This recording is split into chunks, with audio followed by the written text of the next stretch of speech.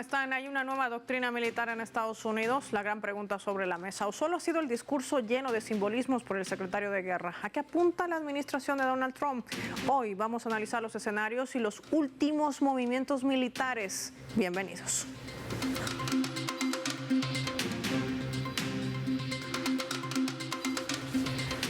Les proponemos desplegar nuestro mapa y revisar algunos datos claves de ese discurso que duró más de 43 minutos. ¿A quiénes estaba dirigido y qué elementos puso sobre la mesa el secretario de Guerra de los Estados Unidos? Vamos a identificar, por supuesto, a este país con los colores de su bandera. Hay que decir que el presidente de Estados Unidos, Donald Trump, y el secretario de Guerra, Pete Hegseth, se reunieron el 30 de septiembre. Allí acudieron más de 800 altos mandos militares en la base del Cuerpo de Marines en Quantico, en el estado de Virginia. El inquilino de la Casa Blanca abría su intervención advirtiendo que despediría en el acto a cualquier general que no le guste o que no se alinee con su visión de las Fuerzas Armadas. Defendió su política de desplegar militares en ciudades estadounidenses y sugirió a los altos mandos que deberían considerar los despliegues a nivel nacional como un ejercicio de entrenamiento. Durante el evento, Hegseth oficializó el cambio de nombre del Pentágono del Departamento de Defensa al Departamento de Guerra, subrayando que la misión del Pentágono es combatir, prepararse para la guerra, dijo, y prepararse para ganar. Un anuncio que tiene previsto además restaurar y reorientar la base industrial de defensa del país. Detallaba también que necesita más tropas, drones, sistemas de misiles Patriot, submarinos, bombardeos B-21. Además de un salto en innovación y tecnología con inteligencia artificial. Pondrá fin a las iniciativas de inclusión y las medidas relacionadas con la identidad de género y el cambio climático dentro de las Fuerzas Armadas, implementando estándares físicos más estrictos, entre ellos más entrenamiento, fuera barbas, dijo, no más soldados utilizando vestidos, no generales gordos, menos reuniones administrativas, en fin. Las quejas anónimas, la reunión que además se da en un momento en que Estados Unidos enfrenta este cierre del gobierno federal con medidas inusuales. Hegseth también llevaba adelante la propuesta de recortar el número de generales y esto también tendrá impacto en despidos de los altos mandos y sobre todo de sus subalternos. Lo habíamos señalado, es importante decir que estos 800 altos cargos no trabajan solamente en Virginia, han volado distancias porque están desplegados también en sus bases militares en otras partes del mundo. Se los convocaba para escuchar 43 minutos de quejas silenciosas o de quizás una nueva doctrina militar, pero ¿con qué objetivo? ¿Qué hay detrás de todo esto? Lo vamos a analizar con nuestros invitados.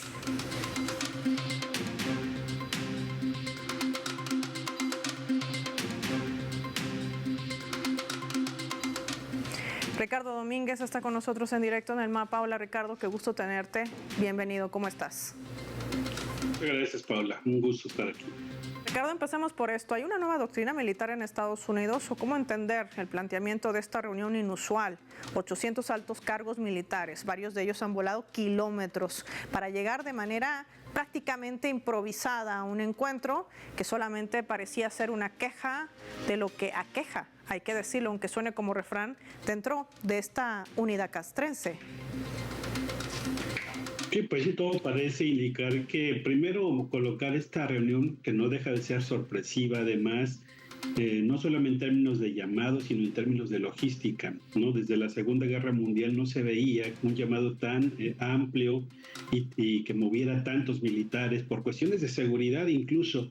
Entonces, el primer tema, digamos, es esta inusual convocatoria que se hace al vapor allí.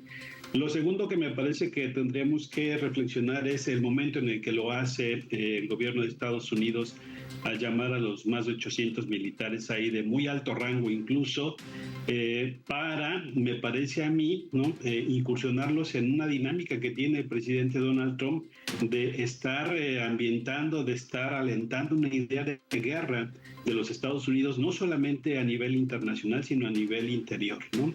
Entonces, esta reunión parece ser que debe ajustarse a este lineamiento que el presidente Donald Trump está alentando desde la llegada a su administración. Y por el otro lado, las claves del encuentro también nos lleva a pensar en varios discursos en uno mismo, ¿no? Uno de ellos tiene que ver con la imagen del ejército militar de los Estados Unidos, ¿no? Parece ser que hay un reclamo muy fuerte en el sentido de que hay cierto relajamiento entre las Fuerzas Armadas de Estados Unidos, pero habría que preguntarse si se hace referencia específicamente al portar el uniforme, al afeitarse o no, o si realmente de lo que está hablando el secretario de Guerra, ¿no? Es este relajamiento que posiblemente estén observando en la conciencia del militar estadounidense, ¿no? Esta idea de que se estuvo manejando desde los años 90 para acá, de un ejército que tenía que estar más consciente de la responsabilidad que deben tener otros militares de otros países en el ejercicio de la seguridad y la paz internacional, pues hizo también, me parece a mí, relajar las responsabilidades quizá de ciertos mandos, otro tipo de entendimiento y la misma inclusión de las mujeres en las Fuerzas Armadas de los Estados Unidos fue un tema de crítica del secretario Hayes el pasado 30 de septiembre. Y él prácticamente asoció la llegada de las mujeres al ejército estadounidense como un punto de debilidad, si se quiere ver así.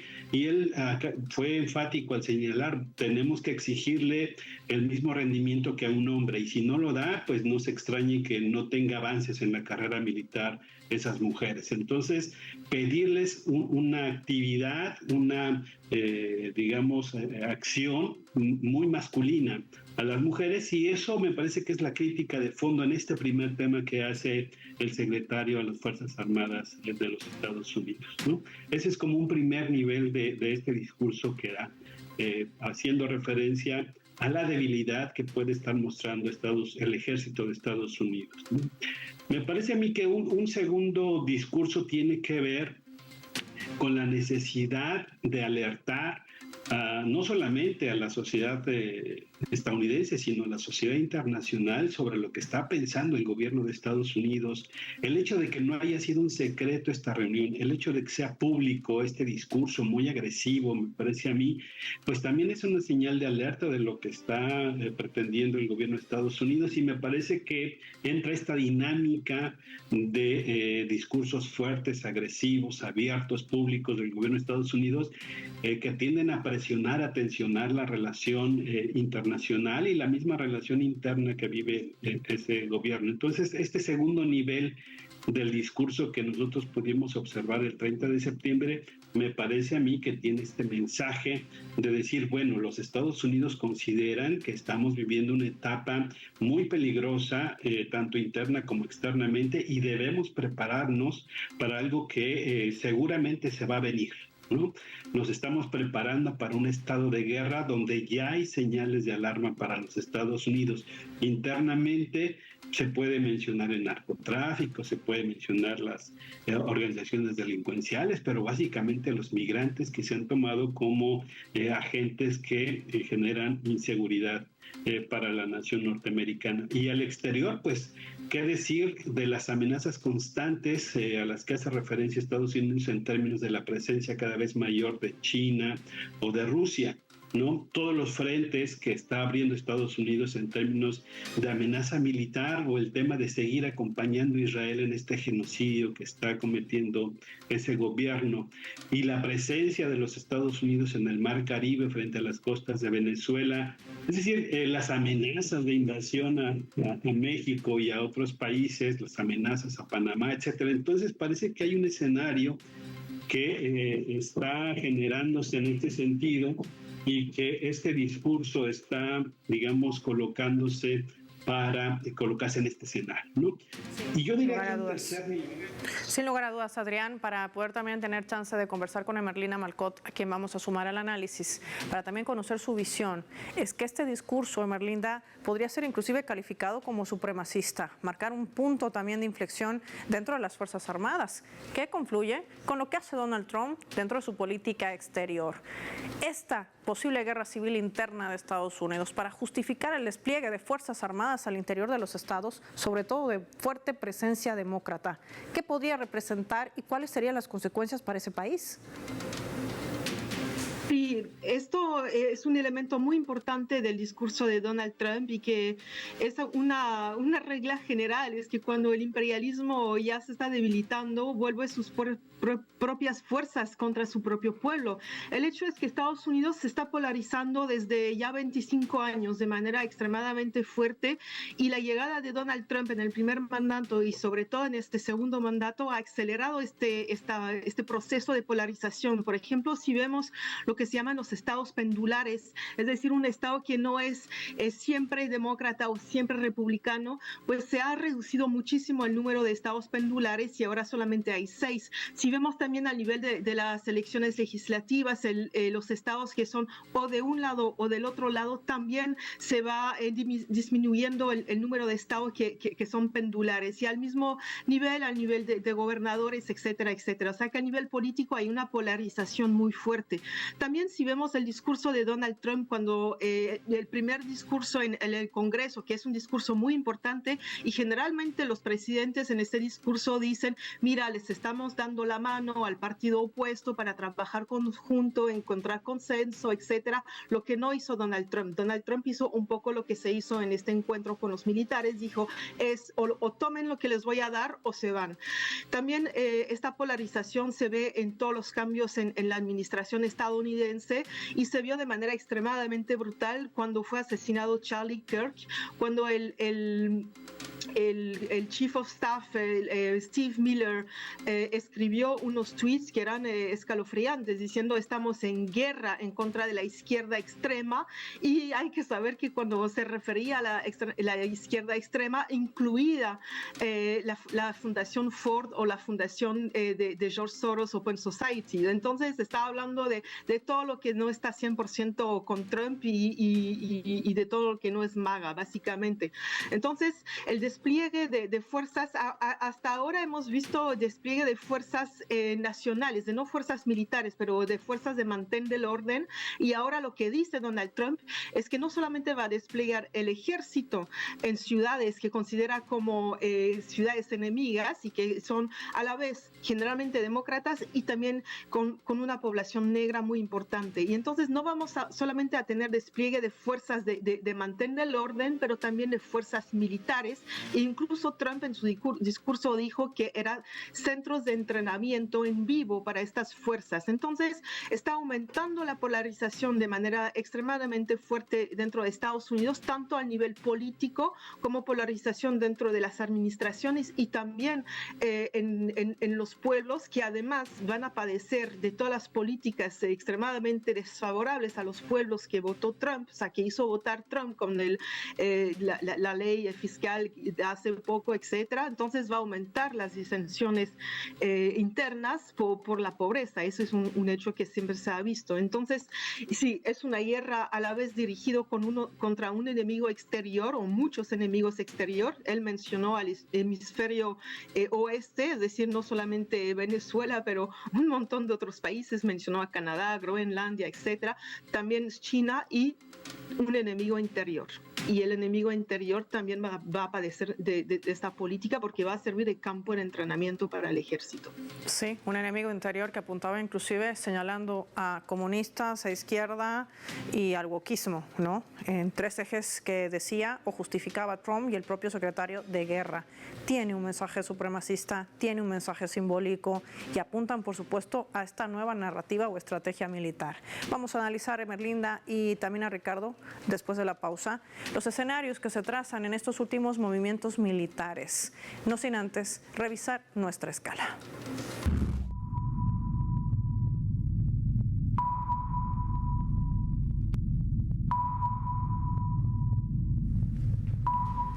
Después de esta reunión a la que convocaba el secretario de Guerra, Pete Hegseth, allí en Virginia, cientos de uniformados han expresado no solamente su descontento, también su preocupación. Se ha llevado adelante no solamente investigaciones, les registran absolutamente todo, hasta la data qué publican, cuándo publican, a qué se refieren. Por ejemplo, militar, estaba denunciando que había sido notificado después de 20 años de servicio en las Fuerzas Armadas de los Estados Unidos. Se decidió darlo de baja. El objetivo o el justificativo es de que en alguna oportunidad él había expresado su inconformidad por lo que hace Israel hacia el pueblo palestino. Y él dice en este video de manera puntual y clara: a mí me convocaron a las Fuerzas Armadas de los Estados Unidos para defender a los Estados Unidos y no a Israel. Escuchen lo que dice, ya volvemos. 20 years of service in the military.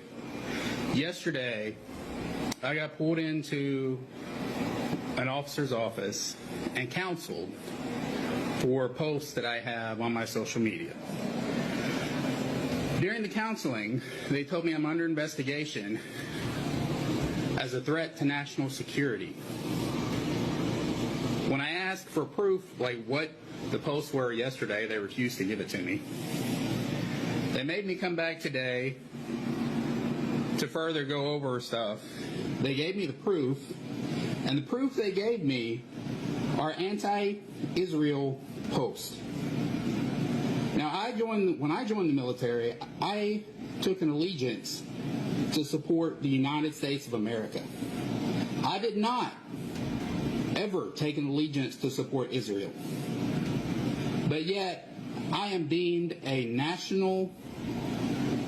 threat to national security because I do not support Israel and their genocide against the Palestinian people.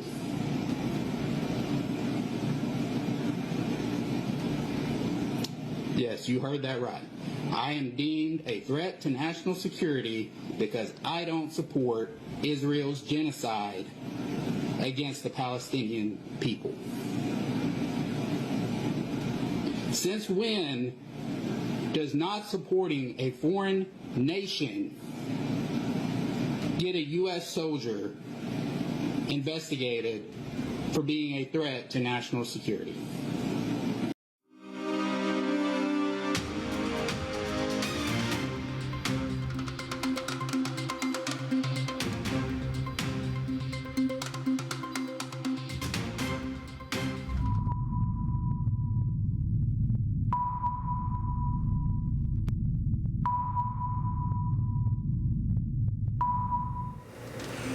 Vamos a sumar también para el análisis la fotografía, la imagen. Es justamente el presidente de Estados Unidos apuntando el mapa de su país. Hay que decir que Donald Trump no ha dejado de hacer público su plan para anexar el Golfo de México, inclusive a quien le ha cambiado el nombre, Alaska, Gaza, donde además su yerno tiene grandes planes inmobiliarios. Pero después de esta reunión inusual del Departamento de Guerra en Estados Unidos, ha decidido la administración de Trump desplegar una docena de Stratotanker KC-13. Han aterrizado en la base aérea de Udeid, en Qatar. Esta es la base más grande que tiene Estados Unidos en Oriente Medio.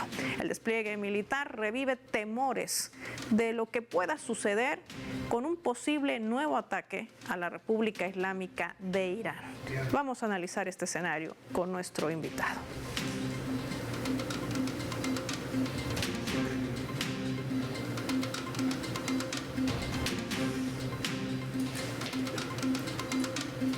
Ricardo Domínguez, vamos a analizar este escenario que no deja de preocupar. ¿O cuál es el plan real que tiene la administración de Donald Trump? ¿Por qué movilizar esto? Y si lo hace realmente como una estrategia bélica o simplemente de presión a la que trata de acostumbrar al mundo. Yo me inclinaría más a pensar que en esta etapa es una etapa de presión, como ha sido costumbre en los últimos tiempos, y me parece que también detrás está el interés pues, de reactivar este complejo militar de los Estados Unidos.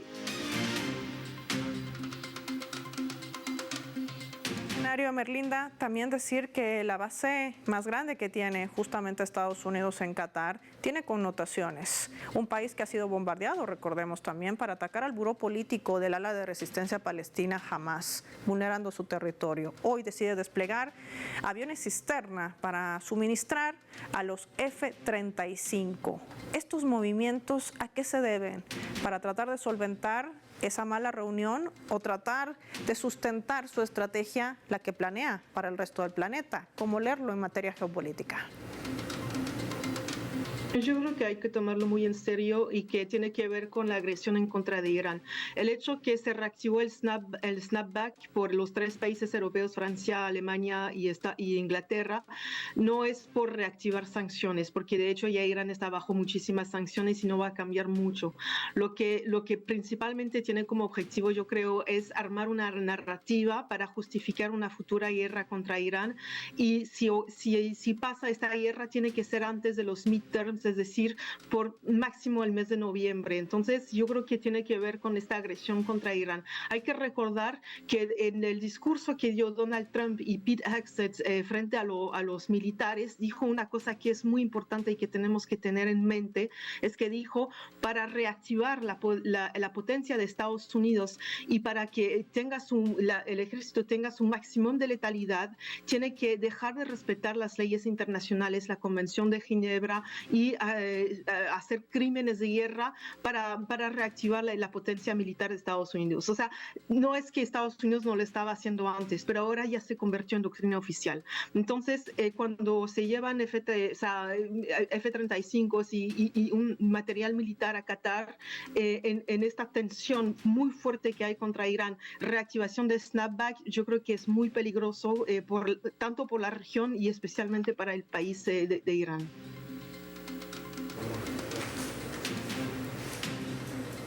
Bueno, vamos a ver qué nos dice producción. Vamos con Ricardo, me dicen ahora. Ricardo, vamos a compartir contigo la leyenda para poder tener conocimiento también de estos otros escenarios. Veamos.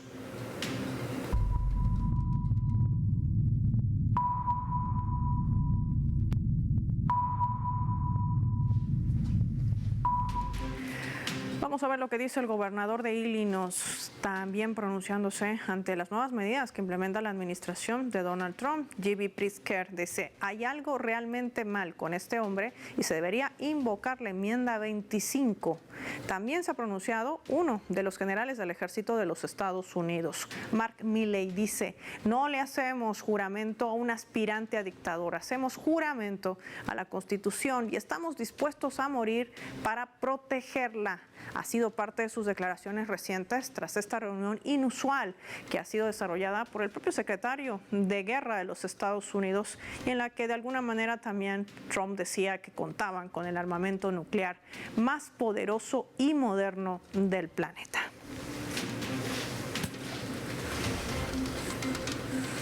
Ricardo, ahora sí te quiero preguntar, estos escenarios no solamente están mostrando un descontento, hay un calificativo apuntando al secretario de Guerra o quizás al presidente de los Estados Unidos, Donald Trump, y sucede en Estados Unidos. ¿Qué nos dices?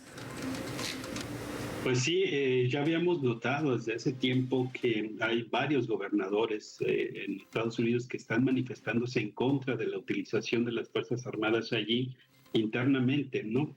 También han cuestionado, y la gente también me parece que es importante señalarlo, lo que significa mantener la presencia activa de militares en la zona visual cotidiana de la sociedad estadounidense. Eso genera un estado también de violencia, de guerra, etcétera, ¿no?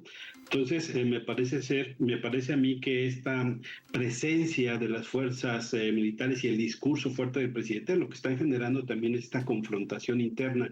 Y llama la atención también que hay declaraciones ya de varios pues allegados a lo que ha sido la historia militar de los Estados Unidos, donde parece ser también hay un cierto tipo de arrogancia de parte del secretario de la Defensa de Estados Unidos en el sentido de estarle tratando de dar lección a generales que llevan muchísimo tiempo en el campo de operaciones, con mucha experiencia y que tal vez también se puedan sentir, digamos, ofendidos en este trato que les ha estado brindando el gobierno de Donald Trump, sobre todo con estas amenazas de te gusta, te quedas, y si no te puedes ir, ¿no? Como si no valiera todo el esfuerzo que hubieran hecho en algún momento. Es decir, también hay un carácter aquí que se tiene que analizar, que es el humano después de todo, ¿no?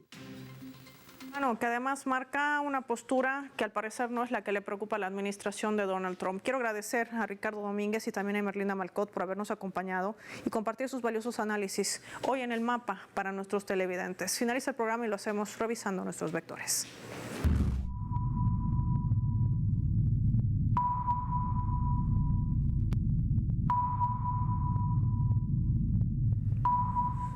Nuestro radar en el mapa hoy nos refleja las 3 claves sobre este tema. 1. Sin estrategia. La inusual reunión de los más altos comandantes del ejército de las Fuerzas Armadas de los Estados Unidos. Antes de un secretario de guerra que no conoce a la fuerza castrense y menos que tiene una clara estrategia. Su discurso contra el wokismo y los comunistas, además de la estética de sus filas, solo están llenas de simbolismos para generar convulsión interna y justificar el despliegue de más tropas, sobre todo en estados gobernados por los demócratas. Un discurso absolutamente supremacista. 2. Impacto. Estados Unidos está enfrentando un cierre del gobierno federal que le va a costar $150 mil millones semanales. Dice no tener recursos para sostenerlo, pero Trump se jacta de tener las armas más letales. Detrás de todo esto está el gran negocio de la guerra, los complejos militares e industriales. Trump sabe que debe generar miedo y presión para tratar de revivir su hegemonía.